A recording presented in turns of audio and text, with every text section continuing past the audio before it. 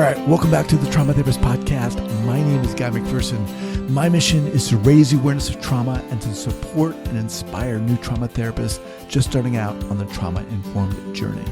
I do that with my membership community, Trauma Therapist 2.0, my online courses and workshops, and the Trauma Therapist newsletter. If you're a therapist of any kind and you work with individuals who've been impacted by trauma, I invite you to head on over to my website at thetraumatherapistproject.com. That's thetraumatherapistproject.com. All right, let's get started. All right, Aaron, here we go. So 5, 4, 3, 2, and 1. All right, folks, welcome back to the Trauma Therapist Podcast. Very excited to have as my guest today, Sgt Aaron Quinonez. Sgt Aaron, welcome. Yeah, thank you. Thanks for having me. I appreciate it, Guy. All right, man. So Aaron is a proud veteran, speaker, author, father, and PTSD ambassador. He's endured a rough upbringing before becoming a proud Marine right out of high school. Trained to fight the enemy, prepared for war. However, when he volunteered for combat tour in Iraq, little did he know that his real battle would be fought in his mind. After 8 years of military service, Sgt Q suffered from depression, anger, and panic attacks, and was diagnosed with PTSD. He nearly ended his own life and now has gone on to help others fight the battle of mental health issues. Sgt Q traded the battlefield for the mission field and found healing and purpose through building homes and churches, feeding children, and supplying precious hope to struggling communities worldwide. God then called him to form QMissions, a pathway for veterans to replace the battle scars of their minds with the joy of serving. Now he's the award-winning author of Healing Thru Service, originally aimed at struggling veterans, which also helps others help for anyone in crisis and maybe one's ticket to a more fulfilled life. Aaron, welcome to the podcast. Yeah, thanks for having me. I really appreciate it. Thank you so much. Thank you, man. So incredible what you're doing. Before we get going here, Aaron, share with our listeners where you're from originally and where you are now. Yeah, so originally I'm from a tiny little mountain town in Northern California. It's called Mad River. So I went to Van Dusen Elementary School, and then the high school there, Southern Trinity High School, I think had a graduating class of 7. So that's where I grew up, just in the mountains. I grew up as a marijuana farmer. So my parents were marijuana farmers back in the 90s. Yep. And so I watched that industry go from the Wild West to Main Street. And so it's been different kind of upbringing for sure. And now I live just outside of Seattle, Washington, in Auburn. And it's kind of funny because I was actually homeless in this city 14 years ago. Oh my gosh. And now I own a commercial building in downtown where we run our nonprofit and my janitorial company. Wow. Well, congratulations on that. So I know we have a lot to talk about, and we will get to everything. But okay, so let's start at the beginning. First of all, what drew you into military service? You know, I grew up in a small little town, and so I knew I wanted to get out of there. I knew it was a dead end. I needed to get out of there, and I really wanted to see the world, honestly. I remember as a kid, it was really poor, and so in the wintertime, it rains and snows a lot. So I found myself spending a lot of time in the library, reading books. And what I loved was National Geographic, because I could see all these amazing places. I could see the tribes in Kenya, the Maasai people. I could see the ancient temples in Cambodia of Angkor Wat. I could, imagine walking through, the ruins of the Aztecs and the Incas in South America. And I just thought, like, wow, this is amazing. But growing up, I knew I'd never be able to see those places, right? Like, I knew I was poor. I'm not gonna be able to get to these places. And so I joined the military, thinking that's my way to get out and to see the world, because that dream had been in my heart, to see the world. So I joined the Marine Corps and started my career with First Anglico, the Air Naval Gunfire Liaison Company. Okay. And what happens? So I first joined, and straight out of school, I got recruited it's a small special forces group called Anglico, the Air Naval Gunfire Liaison Company. So you're a communication specialist, and they give you a bunch of training to become a forward observer, call in close air support, artillery, mortars, naval gunfire. We're the only unit in the entire armed forces that know how to run those combined arms. And so we work with other special forces units out there. We work with the SEALs, like your brother. We work with the Rangers a lot. We work a lot with the 101st because we're all jump qualified. So I'm a master parachutist and a close combat instructor. So I got to do a lot of stuff. Cold weather training in Bridgeport, California. Like if you're listening to this and you're a taxpayer, thank you so much because I got to do some amazing things and blow up some really expensive bombs courtesy of the U.S. taxpayer. So yeah, it was a great job in the military. I loved my time in Anglico. And in 2003, well, I had lost a friend in 2002. He was the first casualty in the war on terror. His name was Brian Bertrand, and we went to high school together Oh, in wow. Coos Bay, Oregon. And so he was the first casualty on the war on terror. His C-130 went down over Afghanistan. And when they started ramping up for Iraq in 2003, I volunteered. And they said, well, you're a short timer. Like, you don't have any time left. I said, extend me. I'm going. So I did. I deployed and they attached me to the 6 engineers out of Portland and I became the FO. Okay. So, but prior to that, how long had you been in?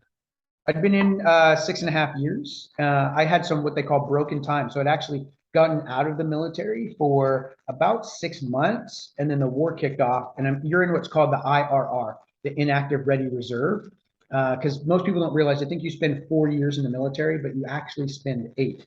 4 years active, but then they have 4 other years that they can call you up if you want, or if they want to. And so I'd been out about 6 months before I volunteered to come back from my civilian life to go straight back, um, into service. Okay.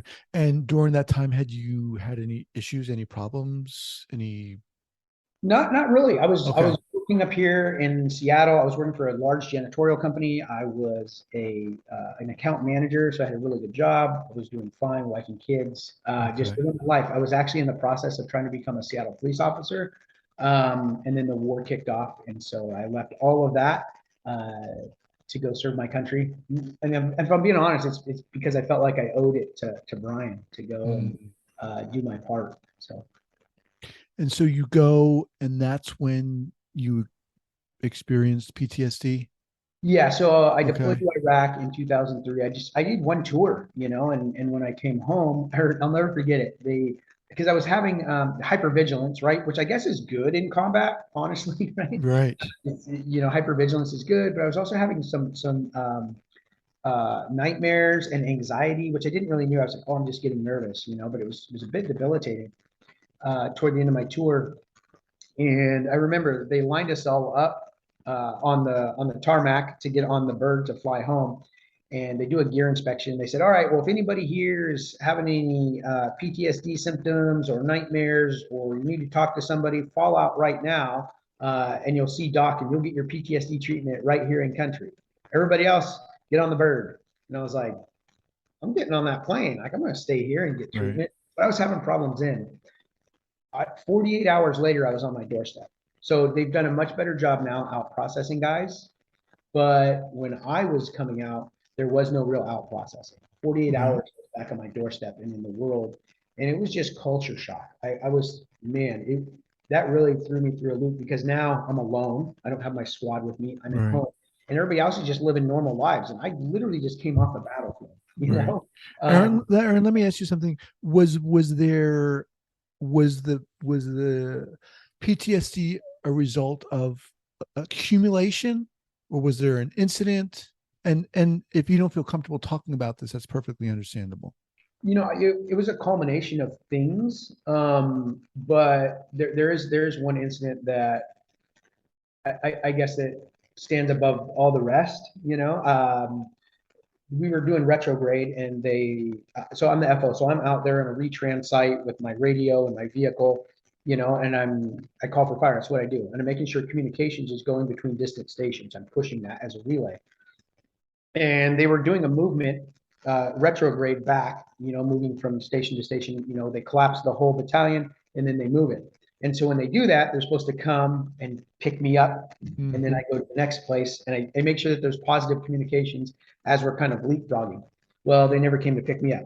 And so our orders are, you follow the last order given, which was to maintain positive calm. So I waited. And they say, if you ever get lost on a movement or anything like that, just wait and somebody will come back and find you. Well, they never did. And that really messed me up. Um, an army unit is the one that actually found me out there in the desert. I'm like, hey guys, and so they helped me collapse everything down. And I was suffering from heat stroke when they found me. So they slapped me with a bunch of IVs, got me, back conscious, you know, because I was pretty out of it, and I can kind of remember them picking me up, but I was so out of it that I'm trying to fight these guys, even though I had no fight in me. They Mm-hmm. literally had to like hold me down to put the IVs in me. And that right there messed me up for a long time because my subconscious brain just thought like, hey, I'm, you know, becoming a POW here. I'm being murdered, Mm. I'm being Oh my killed. God. And so for a long time, I like even consciously, I can talk about it and I know that's not the reality. Right. But when I get into a high stress environment or I have a trigger come up, it goes right back to those moments. You know, Yeah. Yeah. Yeah. have a horrible time trying to sleep. When I feel a lot of stress, sleep is almost non-existent because my brain goes right back to that time. And I've done a lot of work in therapy to overcome that and work through it, but for the most part, I do okay. But then there's times where I'm under stress here at work or with a relationship, and then that stuff will kind of pop back up for me. So first, thank you for sharing that. First off, when you got back, uh, you said things were pretty tense for you. What was that process like for you? And I was it hard for you to even admit that something was quote unquote wrong, that maybe you did have PTSD? I think for me, I just didn't understand it. I didn't Mm-hmm. know what was happening. I didn't understand what was happening. Like, because I tried to get help at the VA, but the VA honestly was no help at all. Like it really just made things worse because all they wanted to do was just give me medication and send me out the door. And so it was not a great experience. I was one of the guys that fell through the cracks. Now, the therapists there, you know, I mean, they did their best. They just were not equipped to handle the huge volume of us coming back dealing with it. Right. And I didn't truly understand it. They didn't really talk about it in the military back then. I didn't understand what was happening. I just felt like I was going crazy, like I was going to end up in the loony bin. And I'm like holding on to these fragments of reality, like, no, like I'm Right. going crazy here. And so it was really terrifying, you know, to kind of be in this environment, but not be in it, not, you know, I'm having audio hallucinations. I'm having these anxiety attacks. I'm having these moments where I'm just shopping and all of a sudden I feel like I have to get out of here. Like I'm Mm. gonna die. There's somebody around the corner. I got to get out. And even though I'm looking around, like I'm fine, like there's nothing here. There's still that like internal Right. pull, like just like saying you got to go. Not, I Right. did not understand any of that, how the brain operates. Um, that was an amygdala hijack and anxiety attack that it felt like there was fiberglass running through my veins in my left arm and I couldn't. I'm like, what is happening? I felt like so uncomfortable, like I just wanted to get outside of my own skin. Mm-hmm. I don't know if that resonates with Oh people. yeah, of course. Like I like my skin feels like it's got fiberglass in it. I just want to get it off because I'm so uncomfortable. I can't sleep. Haven't slept in a couple of days. Not really eating. And then for me, I don't know for other people, but just chronic diarrhea, man. Like all the Wow. like can't deal with it. So all of that stuff is inside. On the outside, everybody's like, "Oh, hey, man, good to see you. You're back." And on the inside, I'm in turmoil. Right? Mm-hmm. It's like two raccoons fighting inside of me. You know, like Mm. what's happening? And I just didn't understand it. Right. And started trying to get help at the VA, and they honestly weren't a whole lot of help. But that started my journey on reading, right? Like when I was a kid, I loved to read. And so I just started reading these medical journals and these references that they were making. And I'm pulling that stuff down off the internet. I'm reading through these journals. But then I had to like teach myself how to read a medical study. You know, what are these terms? And they reference another study and how do Yeah. I find that? So it was a slow process, but at the same time, I'm reading that and I'm reading the Bible because I had some suicidal ideations that had almost ended my life in a parking lot. And then I got invited to church, which wasn't interested in going to church, but I went and I ended up driving right back into that same parking lot that I'd almost ended my life in a few days before. And I was like, Yeah. "Whoa, that's Yeah. weird. Like, I got to figure out what's going on here." When you were reading those medical journals, what did you learn that maybe helped you or said, oh, okay, did that help? So what helped me a lot was understanding the brain, right? And so in the Marine Corps, they say that, you know, one mind, any weapon. I'm a close combat instructor, so I have one mind, I can use any weapon. So I just look at my brain as a weapon system that's malfunctioning. Like, okay, if this is malfunctioning, how do I do an immediate action drill and get back in the fight? And so I started using all of my military training and relating it to the new battlefield that I'm on, the Wow. battlefield of the mind. And so I'm using military, combat techniques to fight for my own mental health, against these enemies of depression, anxiety, suicidal ideations, alcoholism, right? These are all, I'm looking at these guys as these concepts as actual enemies, and how do I fight them? What are their weaknesses, and what things can I use as a strength to overcome it? So I'm learning how the brain works. And like I said, the Bible is telling us these same things.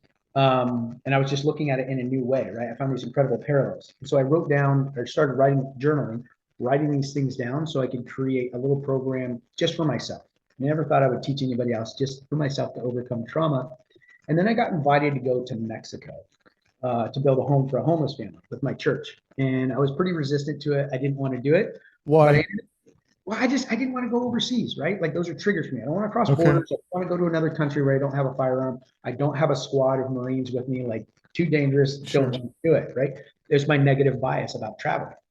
And that's one of the things that I really learned, was that when I went to Mexico, it was on Memorial Day weekend. And I had planned for Memorial Day weekend. I was going to go, get drunk at a bar and celebrate the guys that didn't come back with me. But I didn't do that. I went to Mexico. And the reason I didn't do that is because, Brian, my friend Brian, who died in Afghanistan, he wouldn't want me sitting there at a bar, sipping on some suds, feeling sorry for myself. He'd want me out there helping people, because that's what he was doing when he died.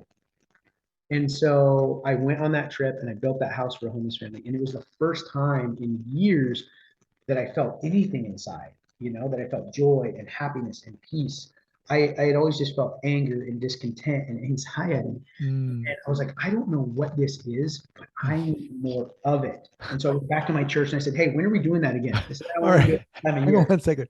So from the time you built that home, how long had it been from the time you got back from Iraq?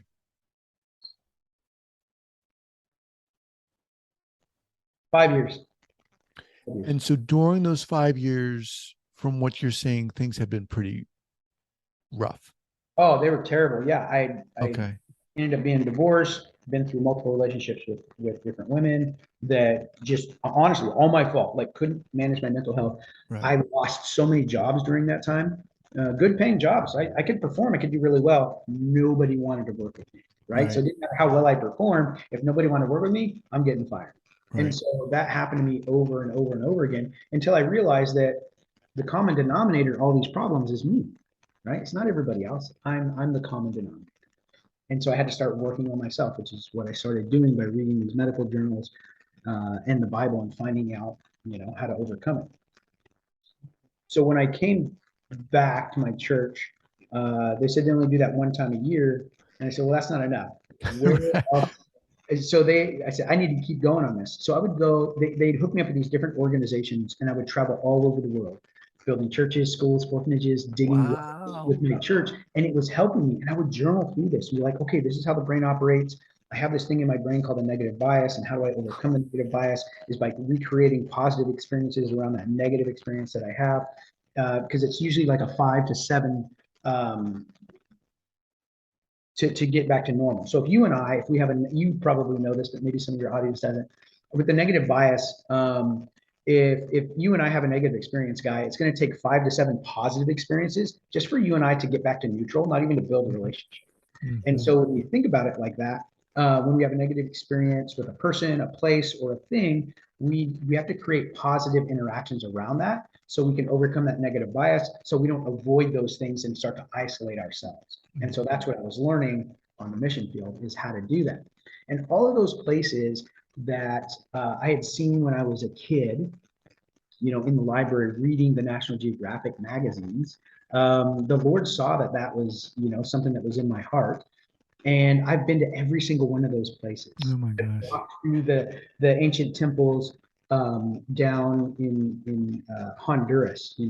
I've been through Angkor Wat twice. I've walked around Angkor Wat twice. I've barbecued with the Maasai people in Africa. And next year, a buddy of mine and I are going to hike the Inca Trail. Right. Wow. So I've seen all of those places that I never thought I'd be able to go. And it was all because I'm going and I'm serving God's people by building churches and schools, digging wells, doing all of these things in service to the Lord. And at the same time, it's helping me build my mental resiliency. And so Mm-hmm. there's a study that proves this. There's a lot of studies that prove it actually, that altruism or volunteerism is the best way to build mental resiliency. And I'm Mm-hmm. living proof. And at the Mm-hmm. basis, that's what I teach in my course that I teach veterans is when Mm-hmm. you're in service to others, when you're in service to the country and to God, that it's going to help them build their mental resiliency. When incredible story, Aaron, man, you're super inspiring. When you were building these churches and these schools, talk more about the feeling, and how did you realize it was helping you, quote unquote? Well, because I was feeling these emotions that I hadn't felt in so long, Such right? as what? Happiness, joy, accomplishment. I was building relationships with other people, which I hadn't done. You know, I would go to church, but I wouldn't really talk to anybody. I'd sit in the back being like, nah, I felt like the turd in the I'm punch good. bowl, you know, right? Well, Yeah. like, because I'm dealing with anxiety sometimes and Right. depression, and it's embarrassing, and I don't want people to know that I'm dealing with these things, you know. 'Cause I was really embarrassed about it. So I didn't really open up to people, um, you know, and have an anxiety attack, you know, on the mission field. And, you know, it's kind of obvious that I'm not doing well, but they don't Mm-hmm. understand why. And there's a lot of stigma around mental health, like, oh, the crazy veteran,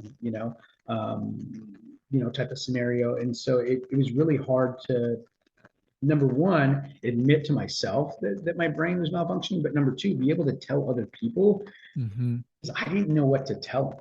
And when I wrote my book, uh, it was a concept that I created by dealing with mental health and working with other veterans. It's this idea of the three mental health camps that people find themselves in. And it's because I've lived in each one of those. The victim mentality, which, you know, I talked about, like I was the common denominator to all my problems, where I just used to blame everybody else. The denier camp, where I just didn't really think that PTSD was something that affected most people. I thought it affected like super war heroes, right? Mm-hmm. Um, and then the silent majority, which I lived in for a very long time, too afraid to tell people that I was struggling with mental health, because I didn't want the people in the denier camp who don't think that it's a real thing, think you could just suck it up, just get over it. I didn't want those people to paint me as the denier camp, because I'd left that camp a long time ago, where I just Right. blamed everybody else. So I just stayed quiet and silent in what I call the silent majority. But it wasn't until I started talking about it and teaching on it that I moved into the fourth camp, which I call Camp Hope, where we can give hope to people that are struggling with mental illness, that they can do better and be better, and that they're not alone. You know, there was a study that came out in 2019 that said 67% of men in America admit to having a mental health crisis in their lifetime. That's incredible. That's Right. 2 to 3 men admit it. But you can imagine how many didn't, because it took me a long time to admit it. Yeah. So what I've learned is, when the silent majority, when we stand up and we say, hey, I'm struggling with mental health, we change the conversation for everybody. For Yeah. the people in the denier camp, they look at me. I have a very successful business. I've got over 120 employees in the Pacific Northwest, an award-winning nonprofit, and a technology startup. And they look at me and say, you deal with anxiety and depression? I'm like, yeah, man, on a pretty regular basis. I can't let it hold me back, but I deal with these things. And for the people in the victim mentality, they look at me and say, hey, man, Q's dealt with this stuff, you know, and he's able to move forward in life. I can do that too. I give them hope that they can do better and be. Mm-hmm. But the most important thing we do is we empower the silent majority to stand up and say, hey, I struggle with mental health. And that changes the conversation for everybody. Yeah. Yeah. Yeah. So the book is called Healing Through Service. Yes. And where can it be purchased? So you can find it on Amazon, but Okay. on my website through my publisher, it's quite a bit cheaper. Amazon, they do take a pretty big cut. Okay. So you can get it there. Inside the book, there's a QR code that can get you access to additional parts of the curriculum, or you can get it, you know, on my website, sgtq.net. So sgtq.net. You can go there, find all kinds of other resources, look at the really cool things we're doing with technology and mental health. So yeah. Okay. So you talked about these different camps, which I think is a really interesting lens through which to look. Um, how did you get to the point where you were able to talk to people about what you were going through? or Uh, even admit to yourself and then to other people? yeah, it was really I was having problems in my marriage, dealing with my with PTSD where I was forgetting things that we had because my brain was maxed out with all these stress hormones and hypervigilance and anxiety that I was really starting to forget day-to-day things like conversations I would have with people. And they say, hey, well, we talked about this. I'm like, no, we didn't. Like, no, we didn't. Because I legitimately, my brain didn't have the capacity to retain it because it was already maxed out. So I ended up going through some therapy with my wife to talk about these and other issues in our marriage.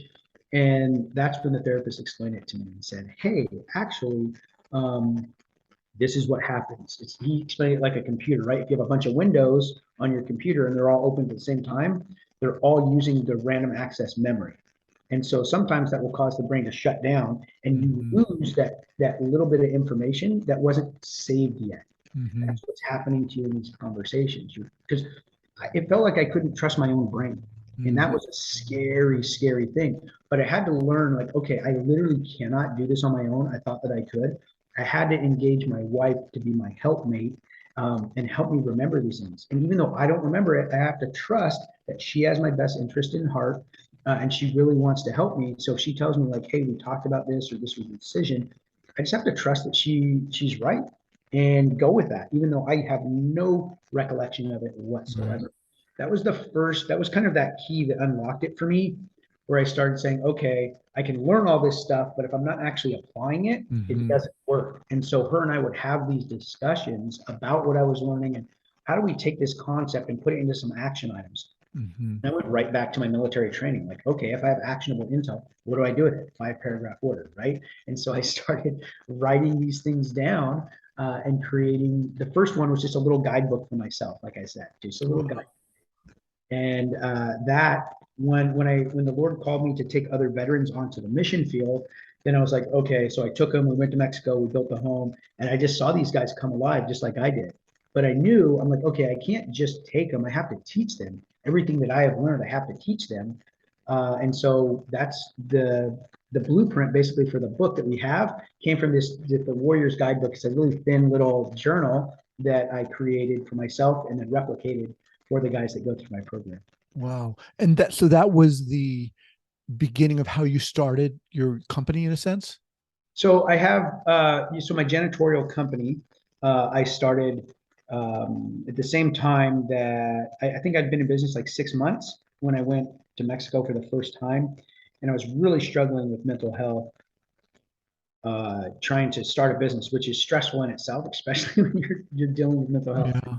And so by going on the mission field 3 or 4 times a year, that's where I felt the best. I felt reinvigorated, like, okay, kind of blew wind into my sails. And then I'd come home and I'd kind of start to burn in and drop off. My mental health would start deteriorating.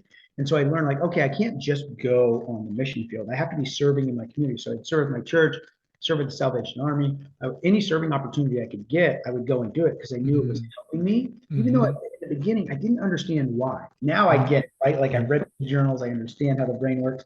But in the beginning, had no idea. I just knew it was helping.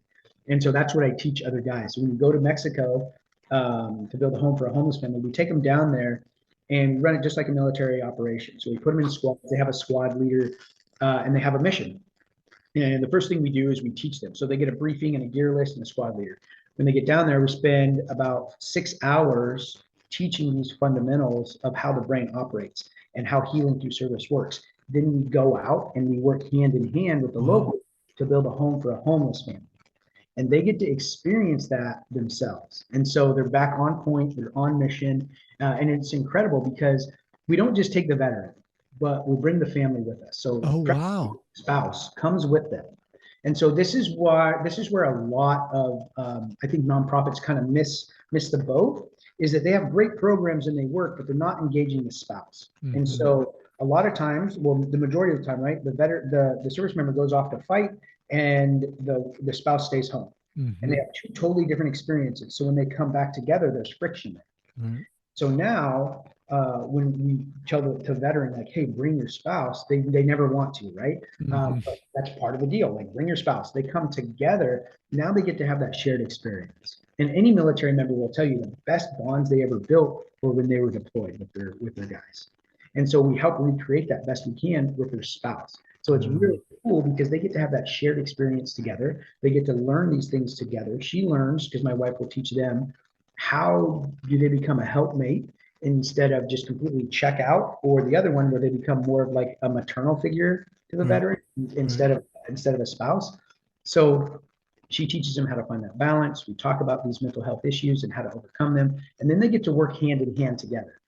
One of the coolest things that we see is that the spouse is like, they usually see the worst in their veteran, right? When they're angry, depressed, struggling. But when they go on this trip, they see them, laughing and joking, on point, getting things done, motivated, happy.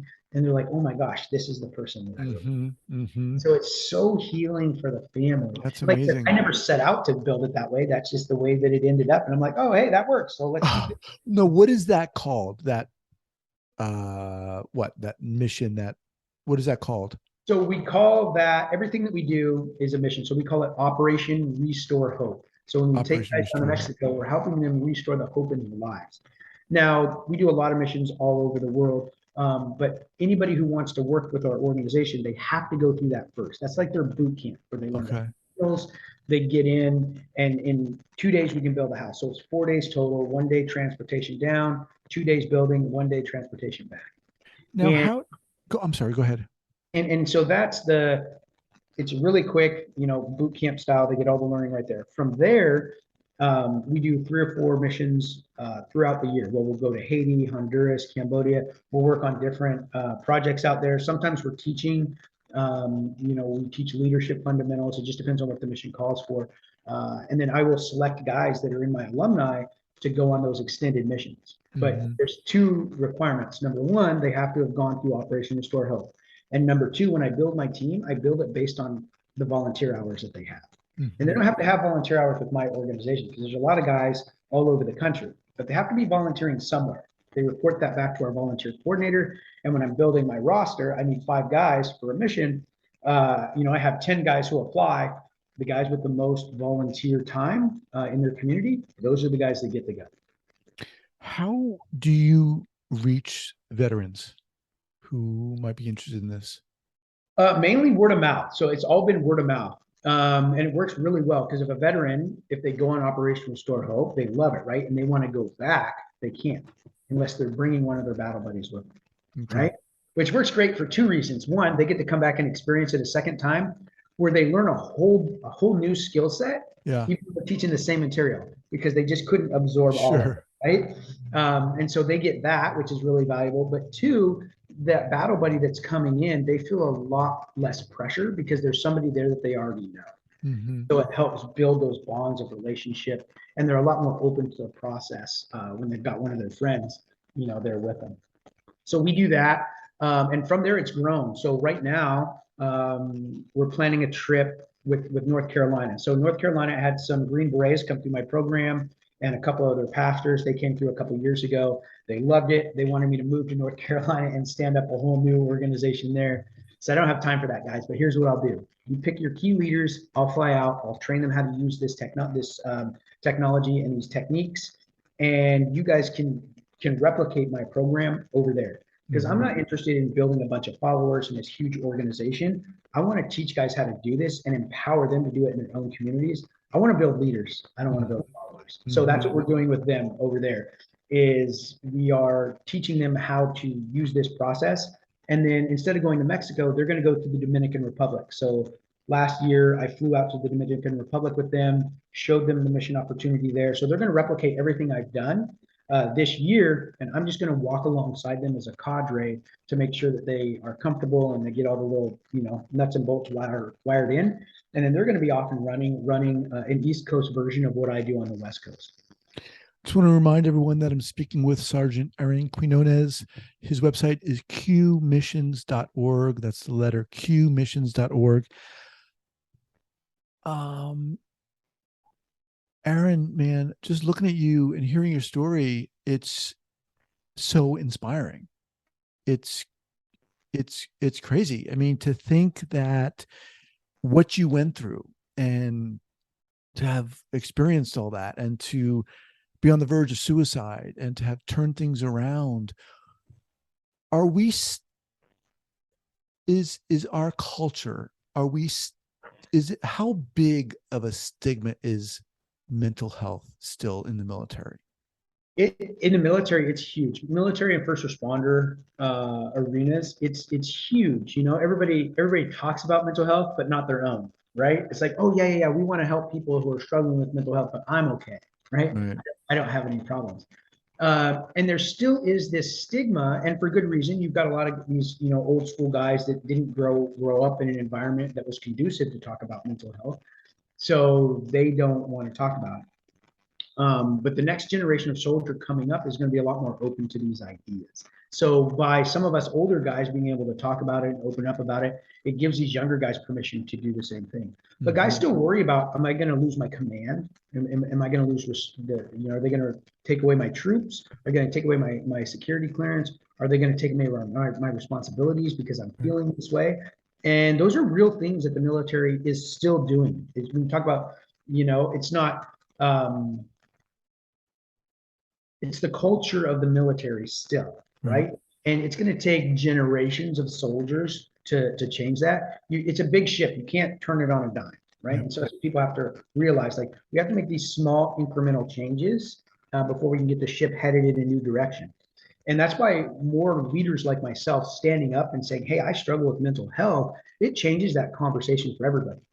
And the next generation coming up of warfighter, it's our responsibility to pour these lessons into them and teach them to value mental health. And that when one of their guys is struggling with mental health, like, let's set that guy out for a minute. Let's talk to him. Let's figure out how we can help him the best. So that way he can get back in the fight and serve alongside his brothers and sisters. Because a lot of times a guy's struggling with mental health, so they pull him out of his unit, they isolate him away. And that makes things 100 times worse. Because now he feels abandoned, like he is a failure, he's abandoned, he has to be removed so that way he doesn't infect everybody else. And then everybody else in his peer group sees that and is like, yep, that's why I'm not saying nothing. Right. Exactly. So that has to change. But we as leaders in the military, you know, we need to stand up. And a lot of guys, they're not willing to do that while they're in uniform. They wait till they take the uniform off, and then they come forward and speak. And that's a good start, right? That's a good start. Can we do better? Absolutely. And I think we're doing it. You know, a good friend of mine, Command Master Chief Erica Kelly, she was the Command Master Chief for the entire Air Force. So she was stationed at the Pentagon, the Air Force Reserve. There was nobody higher ranked than her, other than a 4-star general, and then Sec Def, and then, you know, POTUS. It just goes up like that, right? So she's one of the most powerful women in the world. She became a good friend of mine, and that's all she does now in the military is for the military is go out and speak on mental resiliency, talk about her struggles, talk about her time in service and the things that she had to deal with, and traumas that are specific, you know, to women coming up in the military that are different than men. Talking about those things openly. And here's one of the most accomplished women in the world saying, hey, I struggle with mental health. So when people like that can come out, it gives other people permission to ask for help. And that's where I would challenge any one of your listeners out there. If you're in leadership in your organization, in the military, in leadership in any way, shape, or form, look at some of these tools and techniques that are out there and start utilizing this with your people. Be open with your own mental health struggles. It's not a sign of weakness, man. It's really not. I mean, the best response I get from my employees, and I've got over 120 of them, is when I start talking about my mental health and my struggles, it gives them permission to do the same thing. And now they don't feel like they're fighting alone. They feel valued. Like, hey, I can be struggling with this divorce or this death in my family, and I know I'm not going to lose my job over it. I know that I can go to my boss and he's going to care about me and give me some compassionate resources to be able to help me through that. I took my whole leadership staff and I put them through my Healing Thru Service curriculum, my book, chapter by chapter. And we went through and discussed that whole thing. And it really changed the way that they interact with one another. You know, when one of them is struggling with mental health, they let the other supervisors know, and they rally around that person. Like, hey, we got this. We're going to help you out. Support you. As where before, it was very isolated. Like, hey, man, you need to cover your end because I got my own stuff to do. And it just totally changed the conversation. So if you're in a leadership position, you need to be bringing these fundamental things to your organization, and so you can reach out to me. I'm sure Guy has a whole bunch more resources for you to be able to start these conversations in your own organization. And you're going to be amazed on how loyal your employees become when you start to value their mental health. It was more than just words and a sheet of resources. When you can actually talk to them, through your own lens of pain and share with them your own mental health struggles, it gives them permission to do the same. And it's been an incredibly invaluable part to the scaling journey of my janitorial company. Aaron, man, you are so friggin' inspiring, dude. It's this, and I'm so glad you are on this podcast. I mean, you are what this is about. I hope what this is about. Your website, once again, is QMissions.org. Yes. We'll have that linked up and everything else at the show notes page here at the traumatherapistpodcast.com.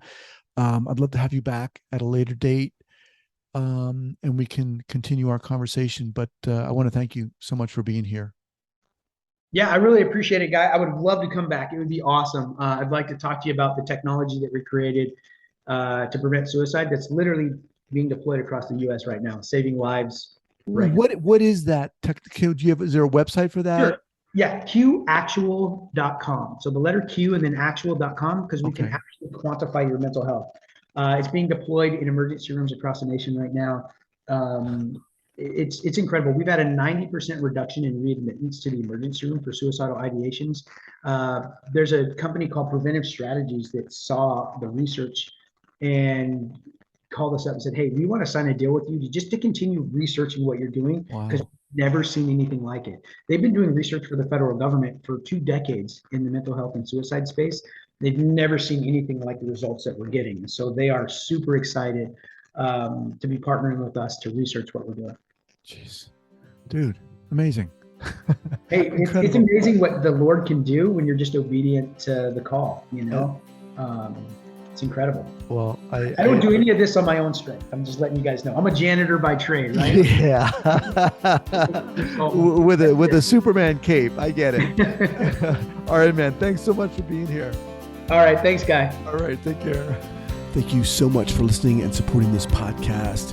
And if you'd like to join the hundreds of other therapists who are each month keeping up to date and informed and inspired about what's going on in the world of trauma, I'd love to invite you to head on over to the Trauma Therapist newsletter. That's the traumatherapistnewsletter.com.